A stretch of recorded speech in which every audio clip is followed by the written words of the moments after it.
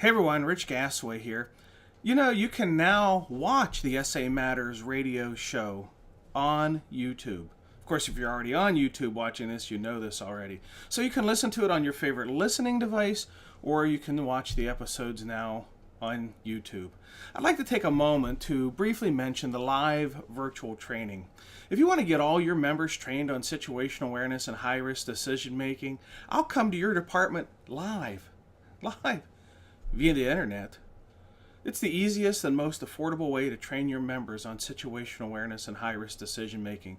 Visit the SA Matters website and click on any of the orange boxes on the homepage. If you want to talk to me about the training, just click on the Contact Us tab on the homepage and I'll give you a call. Okay, that's enough of the pre-show stuff. Roll that podcast intro.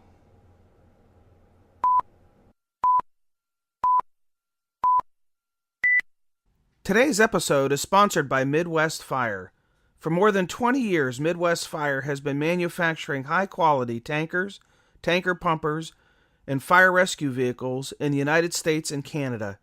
Keeping firefighters safe while enhancing their capabilities is what they do best. To learn more, go to MidwestFire.com.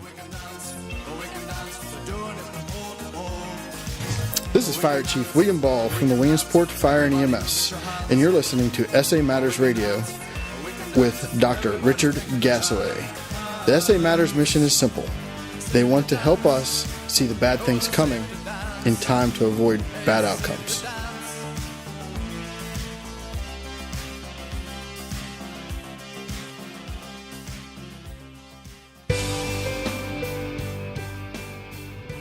Welcome to the 201st episode of the Situational Awareness Matters radio show. I'm your host, Rich Gasaway. The purpose of this show is to improve situational awareness and decision-making for individuals and teams who work in high-risk, high-consequence, time-compressed environments with changing conditions. The SA Matters mission is simple: to help you see the bad things coming in time to avoid bad outcomes. I've been sharing the message of situational awareness and high-risk decision-making at live classroom events for 13 years now and have trained over 62,000 students, including first responders, industrial workers, military personnel, business leaders, medical professionals, utility workers, aviation workers, oil refinery workers, and more. This message truly is for anyone who works in a high-risk environment. I'm dedicated to improving your safety and your survival, and I want to deliver a message of hope, a message of inspiration, and I want to help you to accomplish the most important goal of all, always the most important goal of all, and that's to go home to the ones who love you. Today I'm coming to you from my home office. I just completed a week-long tour including programs in Florida and West Virginia. This week upcoming, I'll be in Texas and Canada, but I'll share a little bit more about that later. Thank you to the hosts of the Florida programs, the International Association of Fire Chiefs, and their program manager, Jason Nauman, who does a phenomenal job for the IAFC, and the Central Florida Fire Chiefs Association, and the sponsoring agency providing the funding, Motorola Solutions Foundation. For the program in West Virginia, I want to thank the Emergency Services Conference at Pipestem and their program director, Robbie Bailey, who does a phenomenal job with that conference. One of the questions I get asked a lot by the readers and listeners of this blog and podcast are, when are you going to be in my area? Or where are you going to be next? And it's a great question that's really easy to find out. I've created a link on the homepage of the SA Matters website with all the upcoming events. Just click on that blue box on the right side that says Live Training Dates. If you think your department or your company or agency might want to host a program and you want to save some money, consider hosting a companion program. A companion program is when I'm going to be within a couple hours of where you are, and you get a discount by booking a program when I'm already in the area. If you're interested in that, just reach out and contact me through the SA Matters website. In today's feature episode, we explore what happens when faced with unexpected situations and how your brain tries to make sense out of the unexpected. When everything goes as planned, your expectations are met and situational awareness is easily formed and sustained. However, sometimes your expectations are violated. In other words, your beautifully constructed mental model of outcomes of an event are flawed. When this happens, your brain can become overwhelmed and confused. It can also cause some anger and frustration because your brain does not like to be in a state of confusion. This, in turn, can impact situational awareness. Okay, let's jump into our feature segment exploring what happens when faced with unexpected situations and how your brain tries to make sense of it all.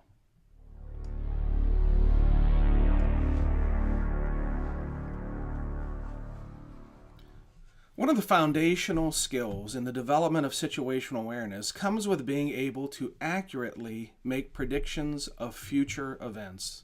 Making accurate predictions is a fairly complex neurological process that relies heavily on gathering information, comprehending the meaning of that information, and tapping into your stored knowledge of past experiences.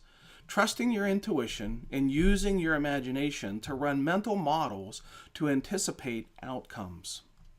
When faced with familiar situations, this process works relatively smoothly and quickly. In fact, most of the time you're predicting future outcomes using this process and you're not even consciously aware of what you're doing. And that's okay. In fact, if you had to think about it consciously, it might slow the whole process down to a snail's pace. But what happens when your predictions are violated? When unexpected things happen? The short answer is you may become confused, and you may even get frustrated, and your situational awareness may erode as a result. Let's explore the impact of unexpected information. Forming expectations.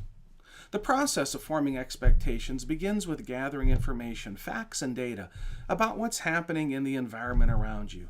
You do this by using your senses to capture inputs: seeing, hearing, feeling, tasting, smelling. The data gathered through your sensory inputs then travels through nerves to sensory processors in your brain. Think of the processors as interpreters that are receiving nerve impulses, kind of like Morse code. These bits and bytes of information, I'm not going to edit that out, are pieced together so that you can see, hear, feel, taste, and smell the things that are happening around you. Then the brain does some heavy lifting in the formation of sensory integration, which is a fancy way of saying it takes all the pieces of information that it has gathered from the senses and combines them all together in one coherent understanding of what is happening. While this may sound easy, it is fraught with complications, and it can flaw your situational awareness. For example, sometimes you see things that are in conflict with what you hear. When this happens, the mental puzzle pieces don't fit together so well. Once your brain has what it believes to be an understanding of the current situation, it heads off to the long-term memory storage location, and it taps into past experiences to compare those to the current situation. The brain wants to know, have I seen or experienced this before? Were my previous experiences positive or negative? What did I learn from my previous experiences that I may be able to apply to this situation? Are there any threats or dangers in the current situation that I need to focus my attention on? Since the brain stores information visually, the process of searching through the long-term memory involves trying to locate pattern matches, the clues and cues in the current situation that match your previous experiences. If a match is found, then you may benefit from intuition, that feeling of knowing without really knowing how you know. Armed with the current clues and cues, fueled by past experiences, your brain then begins to run mental models. Think of these models as little movies that it plays in your head, that it's trying to look into the future and see or anticipate outcomes. This is the formation of expectations. The unexpected. As you form expectations about future outcomes based on current information, coupled with your past experiences, you begin to see a clear picture in your mind of what should be happening and what should be happening next. At this point, you are using your imagination to make predictions, to look into the future. These expectations of the future then help us to set benchmarks that can assist us in goal setting. Sometimes, however, your expectations are violated. In other words, your beautifully constructed mental model of future outcomes is actually flawed. When this happens, the brain can become overwhelmed and confused. It can also lead to anger and frustration because your brain doesn't like to be wrong, and it certainly doesn't like to be confused when you're in a high-risk environment. In your early evolution of history, being wrong with expectations or outcomes usually meant being eaten by a predator. Consequences of the unexpected. When the brain becomes confused as a result of unexpected outcomes, it may quickly revert back to the starting process of forming situational awareness. Thus, it may begin the whole process over again of capturing information using sensory inputs, sending those down the neural pathways toward the destination where we try to understand things, tapping again into past experiences, and using your imagination to anticipate future outcomes all again. While this process is the same as the initial formation of situational awareness, it's made more complex by the confusion of unexpected outcomes. For example, imagine you're putting together a jigsaw puzzle, which is, ironically, the exact analogy that I use during my flawed situational awareness programs. You're putting together this jigsaw puzzle, and at the beginning, there's just a big pile of puzzle pieces. Typically, you search out a few pieces, a few facts to begin the process of understanding. Think of it as like size up. In the puzzle building analogy, those facts are probably going to be the four corners. At the beginning of the puzzle building process, these are the only pieces of information that we know, that we can say with certainty, are factual. We know exactly where those four pieces go in one of four corners, and that can start the building process.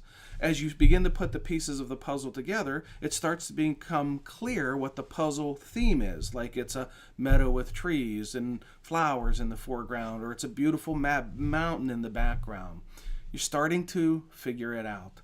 Then, unexpectedly, you encounter a puzzle piece that looks maybe like an old manual typewriter.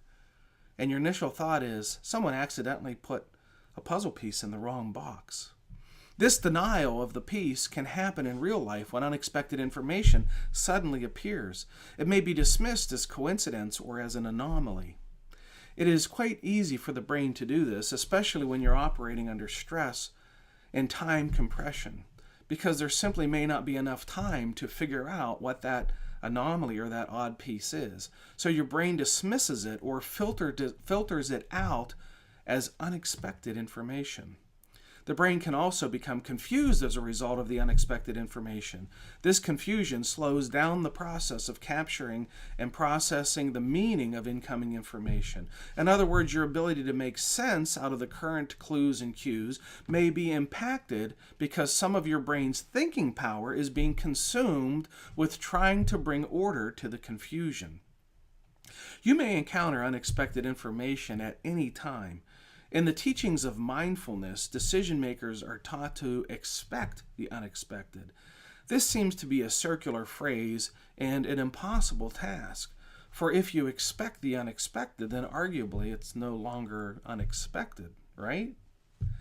To expect the unexpected is to maintain a level of vigilance and acceptance of the fact that at any given time we're operating in an environment with limited information. Additionally, if the environment is dynamically changing, so is the information. Expecting surprises and unexpected outcomes is a mindset that can be an asset. It can reduce surprises and frustration. As noted, when the unexpected occurs, it can be confusing. And when confused, it seems like something that you would try to avoid. Being confused seems like something you would try to avoid when operating in an environment that is full of stress and consequence. It can usually be an asset so long as you realize that you're being confused and it's a sign of violated expectations. Something unexpected is happening and you are consciously aware of it. When confused, adopt an inquisitive disposition and seek to understand, why am I confused? What is happening here that's violating my expectations? Why is this happening? What does it mean? How does this new information change my understanding? What are my new predictions of future events in light of this new and unexpected information? Okay, what I'd like to do now is I'd like to review a line of duty death report. Last week, the Texas State Fire Marshal's Office, under the direction of Fire Marshal Chris Keneally, released a firefighter fatality investigation report on firefighter Scott Deem, a member of the San Antonio Fire Department. The investigation number is FFF-FY-17-2.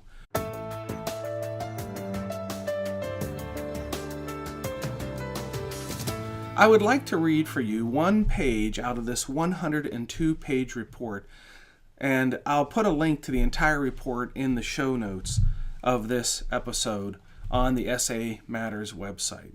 So here's what this page, I think it's page 14, says.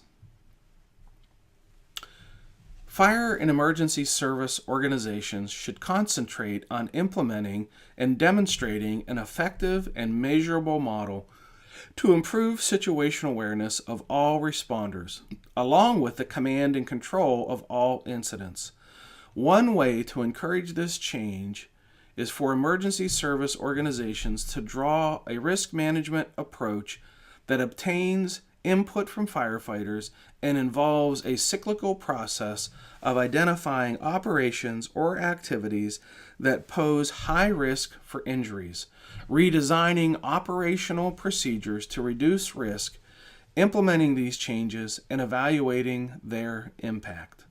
The focus area of risk behavior modification are situational awareness, inadequate command, control, and supervision.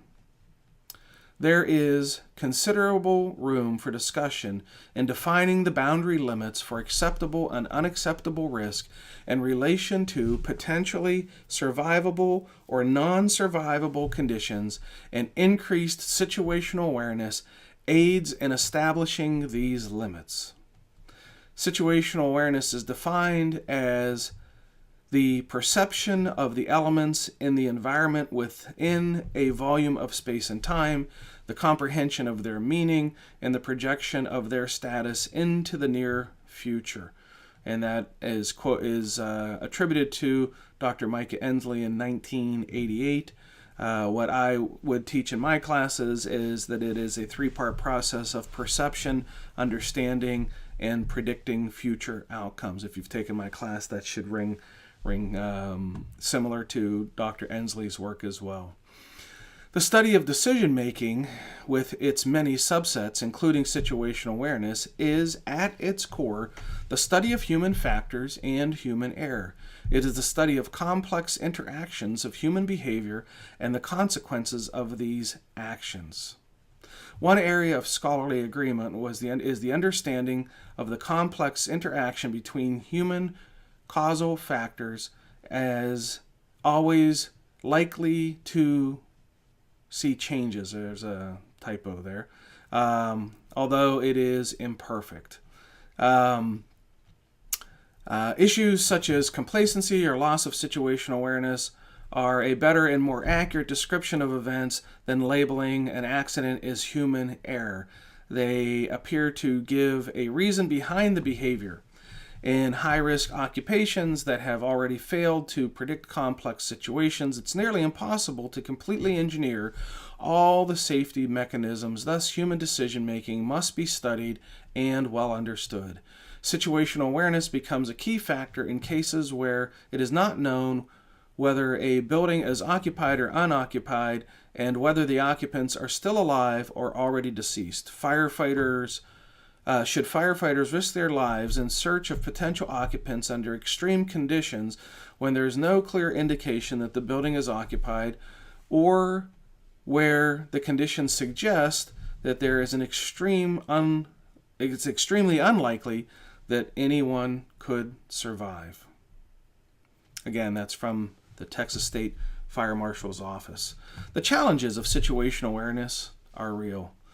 SA and the barriers that flaw awareness continue to be implicated in every line of duty death report that I read of firefighters dying on the sharp end of decision making. The sad thing about this, situational awareness isn't being taught to firefighters or to officers as it should be. Should be, but it's not. Here's a challenge. Go and look at any of the firefighter basic training manuals that are out there today. It barely makes a mention of situational awareness. Maybe that's because there's not enough information on the topic to fill the chapter in a basic firefighter training book. No, that can't be true. I've written 5 books on the topic. 5 books. Please don't wait until you have a line of duty death to learn about situational awareness and high-risk decision making. Please. I beg you, please don't. Contact me. I can help you. I promise I can. I have a favor to ask of you, the listeners and viewers of this show. The primary reason I created this show was to give voice to those who've had near-miss events. The stories that have been shared here on the podcasts are nothing short of amazing and extremely educational. And I'd like to get more of those shows out there for listeners to hear. So if you've experienced or witnessed a near miss and would like to have a platform to share your lessons learned with others, contact me. Just go to the Contact Me tab on the SA Matters website. Think about it for a moment. The lessons learned from your near miss event could save the life of another responder. That's really powerful. Contact me. All right, I want to share a piece of feedback that I got recently from the program that I was doing in Florida. This comes from Juan Atan, A-T-A-N. He's a battalion chief of operations at Orange County Fire Rescue in Orlando, Florida. And it came to me in a LinkedIn message. It says, "Good morning. Thank you again for coming down to Orlando to our leadership conference. You hit me right in the heart with your situational awareness presentation. This is something that I preach in my battalion every shift, and I'm looking forward to reading your books and taking your online course as well. Stay safe, brother." Well, thank you, Chief Atten. I really appreciate you taking the time to send me that feedback. And if you'd like to send me some feedback, I'd love to hear from you. Just click on the Contact Us tab on the top of the SA Matters website. Okay, as I always do, I want to take a moment to thank the companies and the organizations and the agencies and departments that have hosted situational awareness training programs for their members. I do this to show my appreciation to those who put forth the time and the effort to organize, advertise, and fund training on this important topic. Recent tour stops included the Missouri City, Texas Fire Department, the International Association of Fire Chiefs Company Officer Leadership Symposium in Orlando, that's where that piece of feedback came from, and the Emergency Services Conference in Pipestem. If you're interested in attending an upcoming Situational Awareness Matters tour stop event, you can join me on February 27th in Austin, Texas, March 1 in Fort McMurray, Alberta, March 12th in Towson, Maryland, March 14 to 18 back in Fort McMurray, Alberta, April 2 and 3 in Baton Rouge, Louisiana, April 9 to 13 in Evansville, Indiana, April 17 in Camp Ripley, Minnesota, the military base there, April 25 to 28 Indianapolis, Indiana, April 30 in Sun Valley, Idaho. You can see all the locations of all the upcoming Situational Awareness Matters tour stop events by heading over to the SA Matters website and clicking on that blue box on the right side of the homepage labeled Live Training Events. Just remember, the schedule's always changing, so check back often. If you're interested in hosting an event, we've got about 80 events scheduled so far for 2018. That's good news and bad news. The good news is over 10,000 first responders and industrial and business folks are going to get trained on situational awareness and high-risk decision-making. That's the good news. The bad news is 2018 is filling up, almost filled up. So if you want to get a program in 2018, contact me soon. It's also causing me to push some of the scheduling of programs into 2019.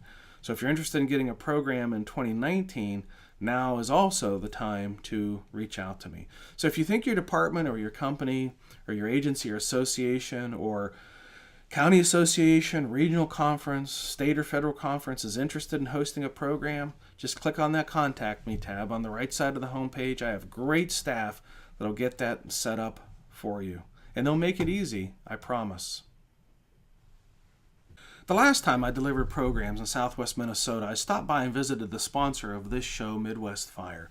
Midwest Fire is a fire truck manufacturing company that makes amazing all-poly fire apparatus, and it's changing the industry. If you haven't checked them out, you need to.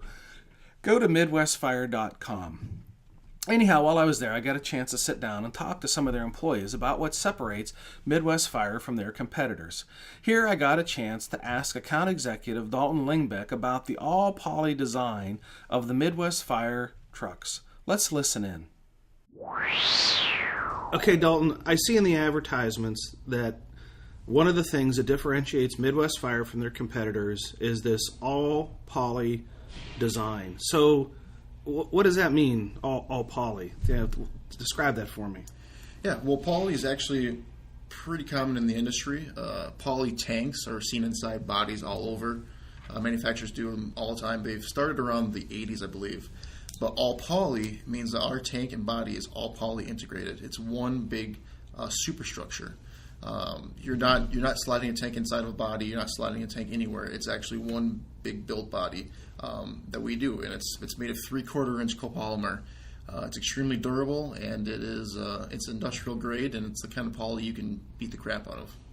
Okay, well, I'm a little bit of a skeptic there, because you say that poly is durable, and I own a lot of things that are plastic. In fact, I was just at home last week, and we had this appliance that had plastic parts on it, and I accidentally dropped it on the floor, and it didn't shatter, but it just cracked so easy, and I only dropped it, a couple of feet. So I'm a skeptic. When you say poly is durable, I think of poly or plastic as something that isn't durable, that's going to crack easy or dent easy. So you got to convince me on this one. Well, yeah, trucks and shoes definitely come up with poly. But let me grab down here something really quick. As you can probably see on the screen right now, this is a piece of poly that we use. It is the same type of material, the same thickness. It's 3/4-inch. And what you might notice on here is it has bullet holes.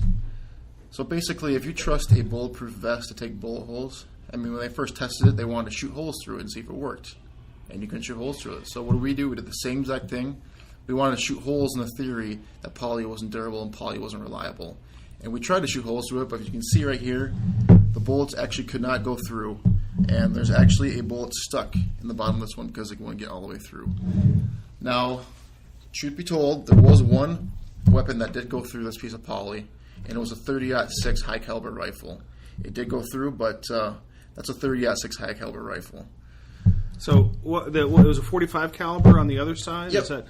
And so what I'm looking at is essentially there's marks on the poly where the bullets hit, but as you show me the backside, it didn't go all the way through. No, yeah, and the backside doesn't even have any dents on the backside. Huh. Actually, when we were doing this test video, one of the bullets, I think it was on the 380, actually bounced off and back towards the person that shot the piece of poly. So no, the bullets did not go through. They actually either stuck in there or they bounced off. Okay. That's how strong this stuff actually is. All right, so there you have it, right from the horse's mouth, shooting holes, literally, in the concept that poly is not a durable product on which to build a fire truck. So if you're interested in learning more, check them out at midwestfire.com.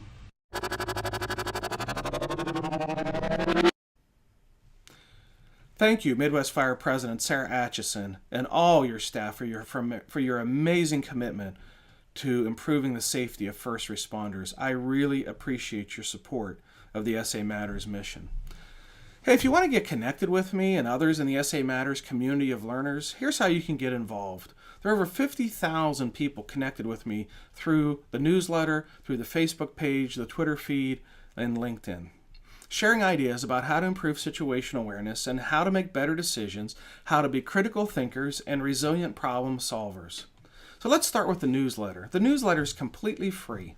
The newsletter will come to you via email once a month, and it'll contain both information from blog posts and from the SA Matters show, and occasionally offer some special discounts on books and videos exclusively for the newsletter subscribers.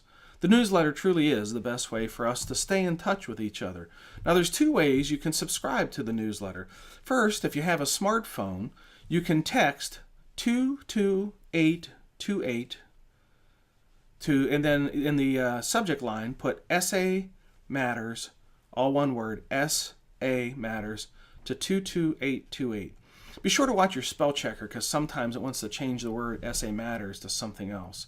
If you do it right, you'll get a text message back asking you to enter your email address. And once you do that, you'll be signed up for the newsletter.